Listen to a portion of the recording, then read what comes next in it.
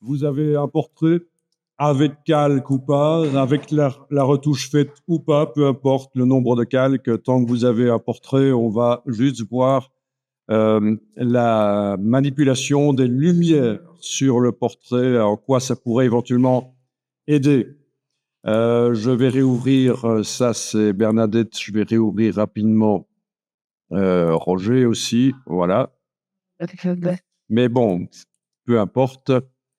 Et vous allez dans la palette des calques et vous allez créer un nouveau calque dans le menu de la palette des calques, nouveau calque, ou alors vous cliquez avec la touche Alt enfoncée sur le PC ou touche Option sur le Mac, vous cliquez sur le signe plus, parce qu'il nous faut la boîte avec les options ici. Ceci dit, si on l'avait pas, si on avait directement créé le calque, il y aurait possibilité de retrouver cette boîte en double cliquant. Mais voilà, c'est un peu plus complexe, il y a plus de choses. Il y a plus de choses qui apparaissent. Oui. OK, Alt-clic, voilà. Au menu de la palette des calques, nouveau calque. On va demander ici le mode incrustation. Le mode incrustation. Donc, vous avez vu juste avant, avec le loup, on avait essayé la manière dont les pixels du dessus se mélangent avec les pixels du dessous. Et alors, ce calque, on va demander qu'il soit rempli complètement avec du gris à 50%. Donc, ce qu'on appelle une couleur neutre, ça veut dire que c'est une couleur qui n'est pas une couleur en réalité, c'est du gris. Et c'est pas indiqué ici, mais ça va être 50% de luminosité perçue. Voilà. Donc, ce calque-là, on le crée, voilà. Et je vais lui donner le nom de la technique, Dodge and Burn.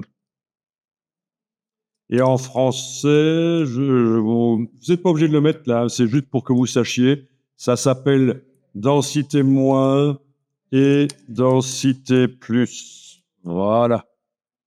C'est la technique densité moins, densité plus. OK, et voilà. Et ce calque-là, il ne sert pas, c'est juste une crasse que j'avais faite. OK. Donc, le Dodge and Burn, traditionnellement dans Photoshop, ce sont deux outils. C'est celui-là et celui-là. Mais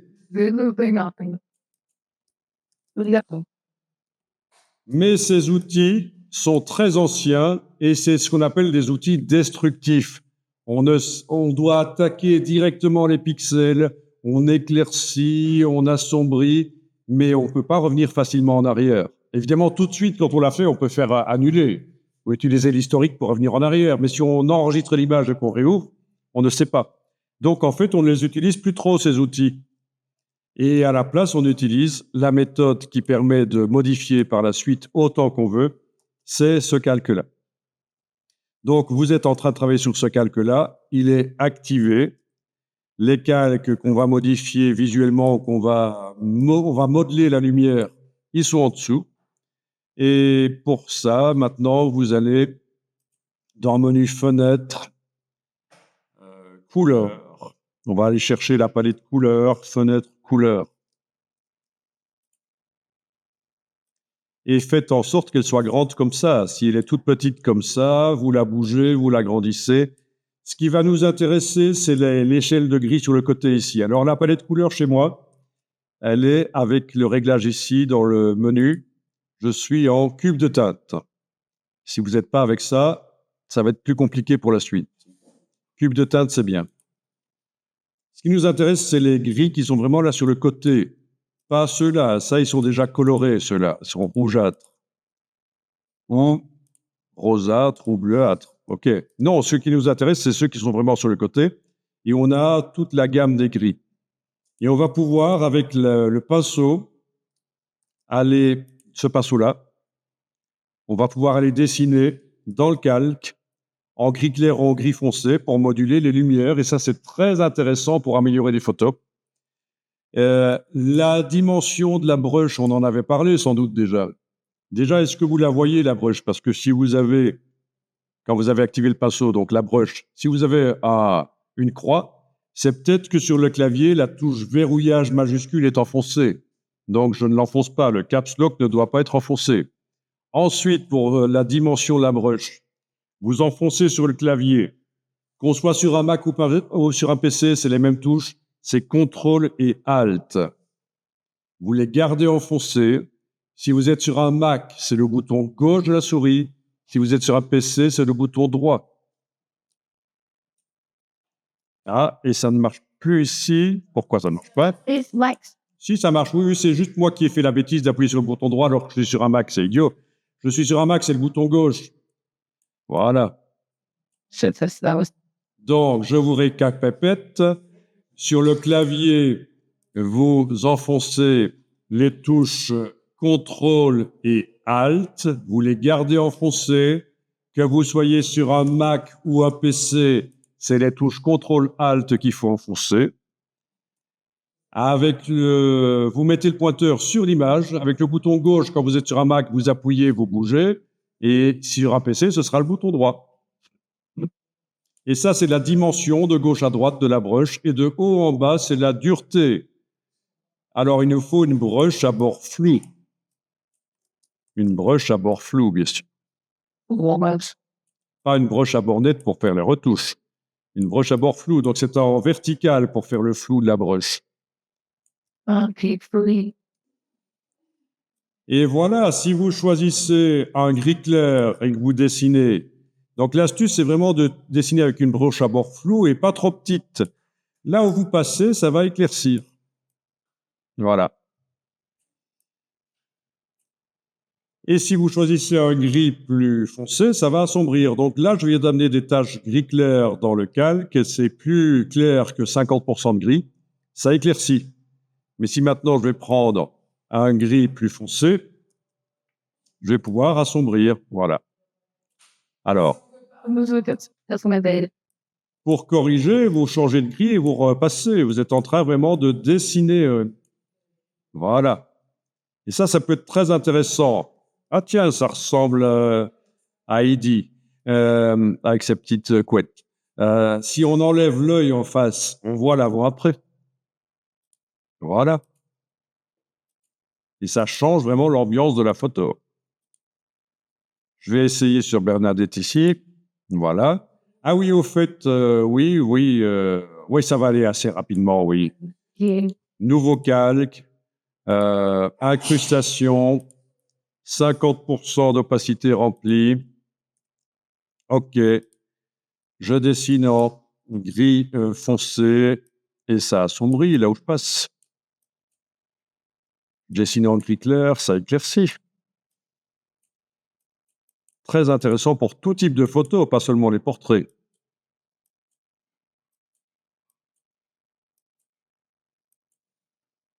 Oui, ici, évidemment, il y a l'arrière-plan qui bouge, mais il faudra que j'aille dessiner en gris 50% si je ne veux pas le modifier, l'arrière-plan. À vous de voir.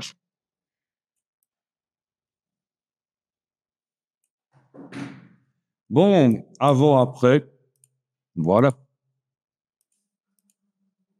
Le menton est peut-être un peu trop clair, hein, voilà, OK. Les yeux, peut-être éclaircir. C'est un peu trop. Par petites touches en cliquant, ça marche aussi. Voilà.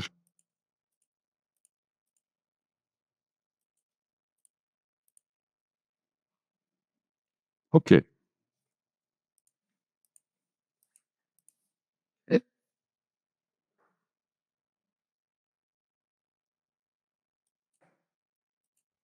Ça.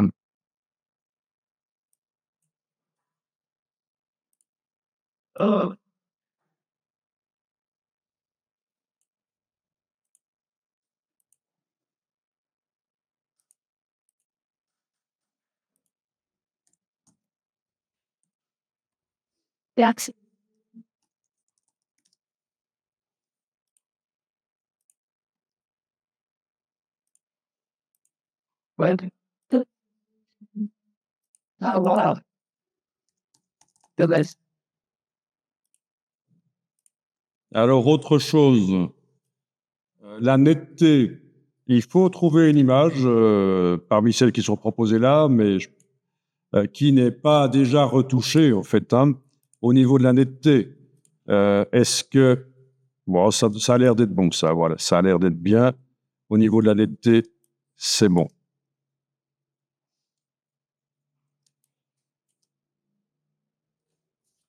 Pas évident. Pas évident, parce que quand on en amène de la netteté, ça fait ressortir le grain de la peau. C'est l'inverse de ce qu'on voulait tout à l'heure. Mais,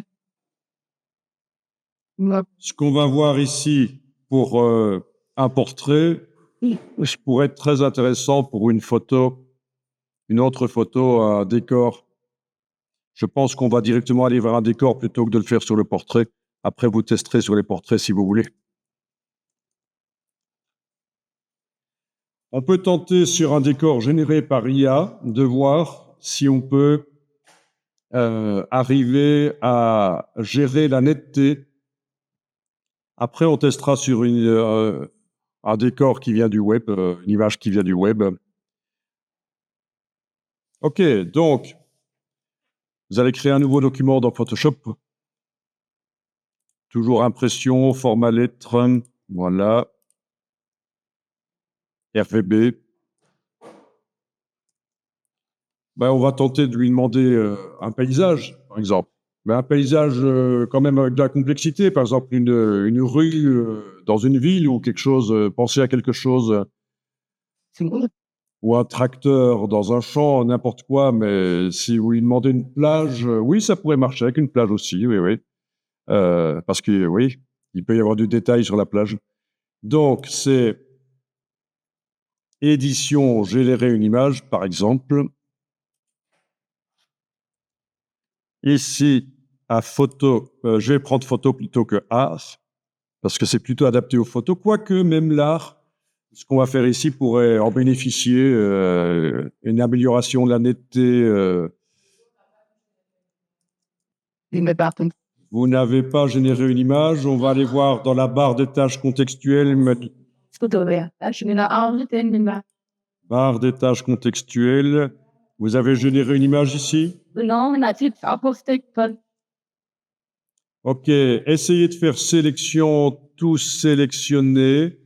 Est-ce que vous avez généré une image disponible? que ça, je vais mettre. Remplissage génératif, bah écoutez, oui, on va dire que c'est l'équivalent, hein. Vous n'avez pas la dernière version de Photoshop, c'est plutôt ennuyeux, mais ça pourrait fonctionner. Sauf que là, vous n'avez pas toutes les options qu'on devrait normalement avoir. Hein, c'est quand même pas l'idéal. OK. Donc, impossible de... Là, illustrateur, on a pas utilisé des grammes, on n'a pas touché. Ouais, voilà. Donc, bah écoutez, générer un décor, allez-y, par le remplissage génératif, il n'y a pas le choix. Et regardez que plus tard, quand vous serez dans une version plus récente de Photoshop, il faudra choisir photo. Voilà, voilà. Et donc, Et puis,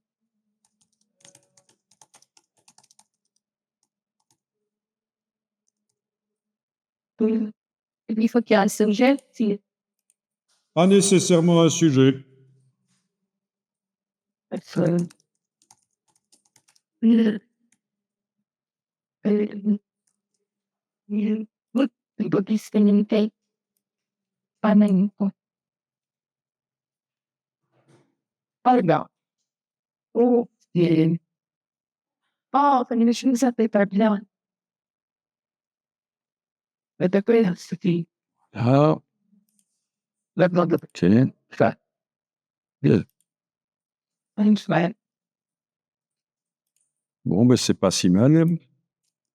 Et au niveau de la netteté, ça manque peut-être un peu de netteté. On va voir ce qu'on peut en faire. Est-ce que vous avez réussi à avoir une image? Ben, donc, tu vas vous saigner une bague, c'est pas là. Ok, on va enregistrer ça sous le nom. Sinon, vous en prenez une du web ou une à vous. Je vais enregistrer ça sous le nom Allez, euh, amélioration de la netteté. stop.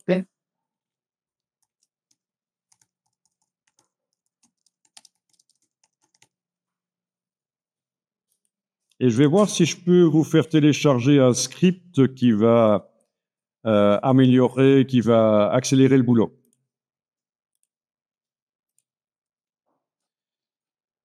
Donc, plutôt que de devoir créer les calques soi-même, tout le système de calque qui permet de rendre les choses nettes professionnellement, c'est la technique professionnelle ici. Vous allez pouvoir tenter de télécharger un script qui se trouve dans un dossier qui est là. Ce qui nous intéresse, c'est le point ATN. ATN comme action. Donc, avec l'adresse là, je vérifie que tout va bien. Là, quand on la tape dans la barre d'URL d'un navigateur, on arrive sur le dossier. Alors, Donc, on double-clique sur script Dodge and Burn. Et là-dedans, il y a celui qui termine par .atn qui est là. On le télécharge. Si vous avez téléchargé tout le dossier, ça marche aussi, bien sûr. En tout cas, il faut le dézipper quand on est sur un PC et sur un Mac aussi, bien sûr. Et vous allez dans Photoshop, dans la palette des actions. Donc, menu fenêtre, actions. C'est ce qui permet d'automatiser. C'est l'autre nom qu'on donne aux scripts un peu simples de Photoshop.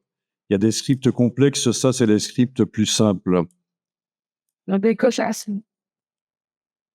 Dans la palette actions, il y a déjà des actions. Chez moi, il y en a plus que chez vous, sans doute. Mais vous allez dans le menu de la palette actions et vous allez demander charger des actions. Et vous naviguez jusqu'au point ATN et vous le chargez. Et on va voir ce que ça dit.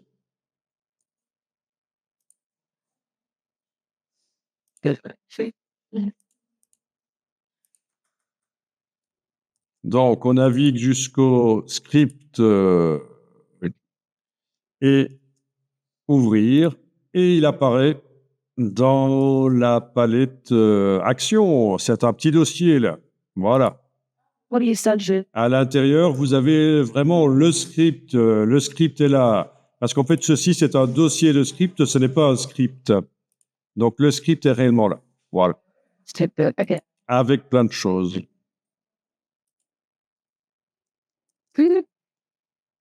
Donc, on va aller voir dans la palette des calques, qu'est-ce qu'on a actuellement. Menu fenêtre calque, si vous ne le voyez pas.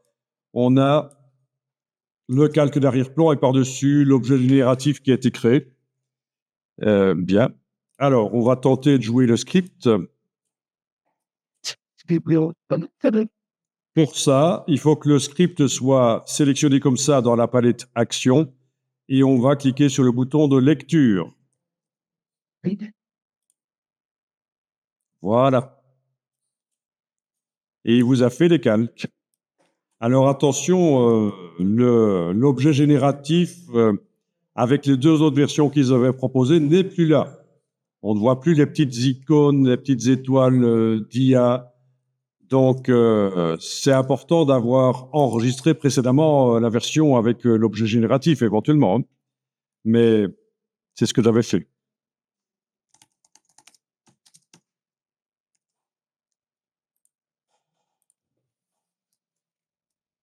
Est-ce que ça a fonctionné? Il vous a fait des calques?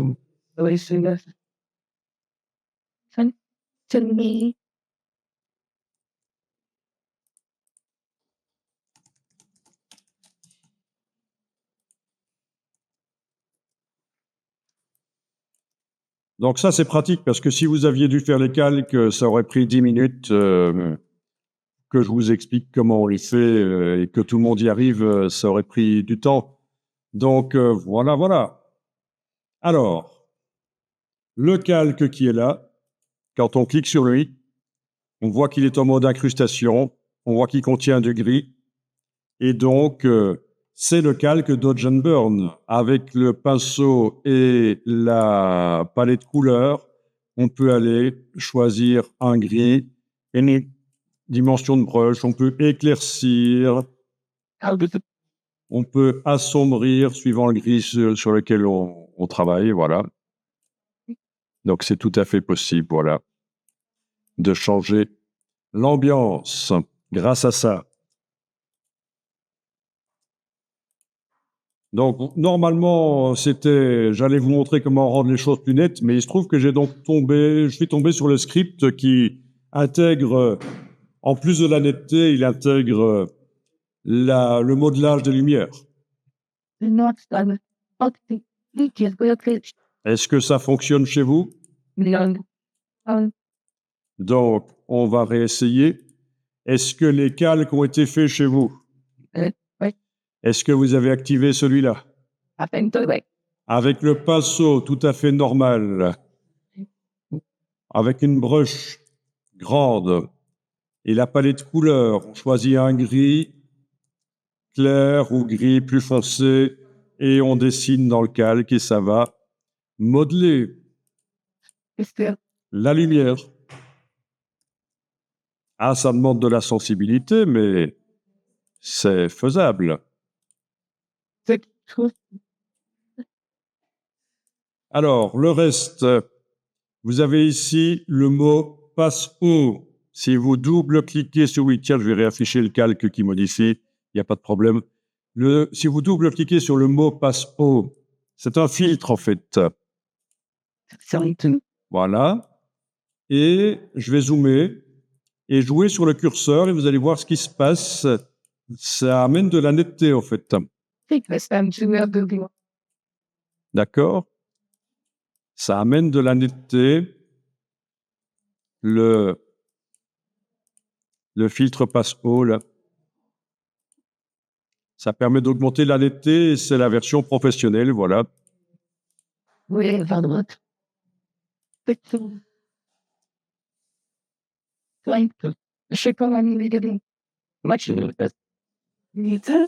Si vous voulez voir avec et sans la netteté, vous enlevez l'œil en face de ce calque-là. Si vous enlevez l'œil en face de ça, vous voyez sans la netteté. Vous devriez voir que c'est plus flou, mais avec ça enclenché, c'est plus net.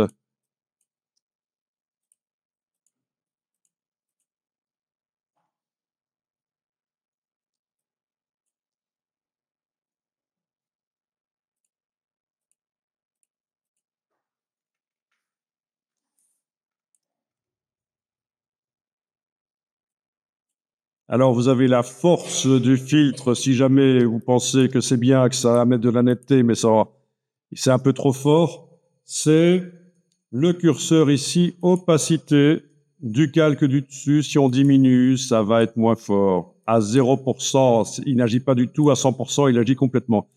Donc, et le réglage ici passe haut, c'est un peu l'épaisseur. Vous avez remarqué, ça règle un peu l'épaisseur des traits de soulignement pour la netteté. Voilà. On voit apparaître des choses de la lumière, en fait. Hein. Ça doit se régler d'une image à l'autre, différemment. C'est du cas par cas. Et troisième chose intéressante, c'est ceci qui vous permet d'empêcher qu'à certains endroits, le filtre n'agisse. C'est le masque de fusion. Quand on dessine au pinceau en noir à certains endroits, il n'y a pas de netteté à cet endroit-là. Et si on veut ramener la netteté, il faudra dessiner en blanc. Très intéressant pour les portraits. Ok, bon. Je vais réessayer rapidement sur Bernadette quand même pour voir sur un portrait.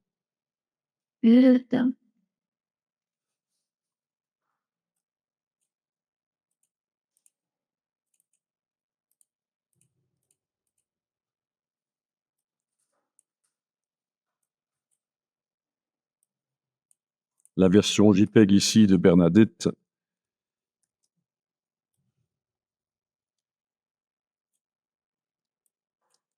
Je vous montre. Palette action. Le script, pas son dossier. Le script est activé. bouton de lecture en bas. Ça crée les calques en une fraction de seconde. J'ai ici le calque pour le Dodge and Burn. Donc j'ai besoin de la palette couleur pour aller choisir du gris clair, du gris foncé, voilà. Et aller modeler ça avec des broches plus ou moins grandes. OK. Ensuite, j'ai le calque qui sert pour la netteté, il est là au-dessus. Si on enlève l'œil, on voit sans la netteté, et si on remet, on voit avec la netteté. Vous voyez les sourcils ici, c'est flagrant qu'il y a de la netteté qui arrive, les yeux aussi, tout. Quand on double-clique sur le passe-haut, on va pouvoir régler. Voilà. OK. Si on va très fort vers la droite, c'est plus de la netteté. Donc l'idée, c'est que là-dedans, en fait, on ait une espèce de dessin de la photo, en fait. C'est ça qui influence. Il n'y a pas de réglage qui est idéal, ça dépend de chaque photo. Ça, c'est en double-cliquant sur Passe haut. Ensuite, vous avez la force du filtre. Il peut être diminué si on diminue le curseur opacité ici. Ensuite, pour certains endroits, c'est peut-être pas bienvenu qu'il y ait de la netteté. Ça va être avec le masque ici, encadré. Au pinceau, on dessine en noir. OK. On dessine en noir, au pinceau normal. Et là où on passe, ça va enlever la netteté.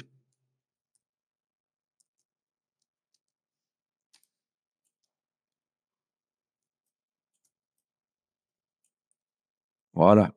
Et si vous voulez voir comment c'était avant, désactiver le masque, c'est la touche majuscule. Et vous allez voir que la netteté revient sur certains endroits. Le menton, là, avec les petits boutons, c'est peut-être pas idéal d'avoir de la netteté là. C'est pour ça que je dessine en noir. C'est la touche majuscule, Shift, si on veut désactiver, voir comment c'était avant qu'on empêche qu'il y ait de la netteté à certains endroits. Mais voilà, ça c'est le résumé. Donc pour un portrait, ça c'est très intéressant aussi. Voilà. Avant, après.